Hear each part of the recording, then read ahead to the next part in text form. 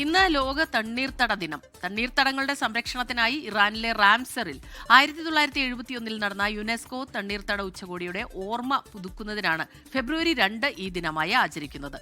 തണ്ണീർത്തടങ്ങളും പരമ്പരാഗത അറിവും സാംസ്കാരിക പൈതൃകം ആഘോഷിക്കൽ എന്നതാണ് ഈ വർഷത്തെ പ്രമേയം.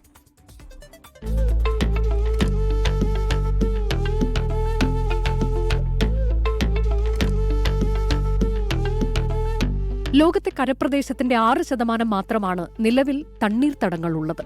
ഭൂഗർഭജലത്തിന്റെ അളവ് താഴാതെയും വൈവിധ്യമാർന്ന ജീവജാലങ്ങളെ അവയുടെ ആവാസ വ്യവസ്ഥയിൽ നിലനിർത്തുന്നതിനും തണ്ണീർത്തടങ്ങൾ വലിയ പങ്കാണ് വഹിക്കുന്നത്.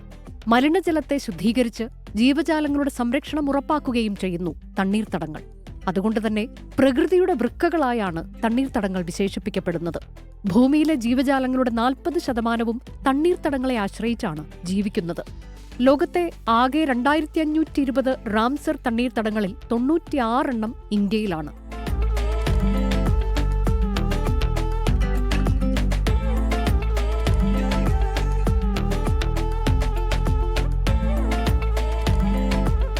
വനങ്ങൾ അപ്രത്യക്ഷമാകുന്നതിനേക്കാൾ 3 മടങ്ങ് വേഗത്തിലാണ് തണ്ണീർത്തടങ്ങൾ ഇന്ന് അപ്രത്യക്ഷമായിക്കൊണ്ടിരിക്കുന്നത്.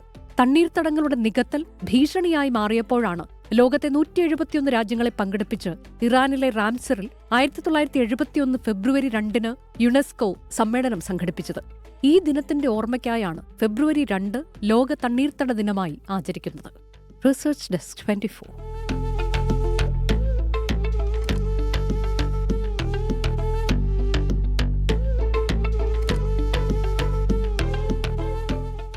ലോകത്തെവിടെയായാലും ഏത് സമയത്തും 24 വാർത്തകളും ഓഗ്മെന്റഡ് റിയാലിറ്റി പാക്കേജുകളും എക്സ്പ്ലെയിനറുകളും വിശദമായി കാണാൻ ഞങ്ങളുടെ യൂട്യൂബ് ചാനൽ നിങ്ങൾക്ക് സബ്സ്ക്രൈബ് ചെയ്യാം.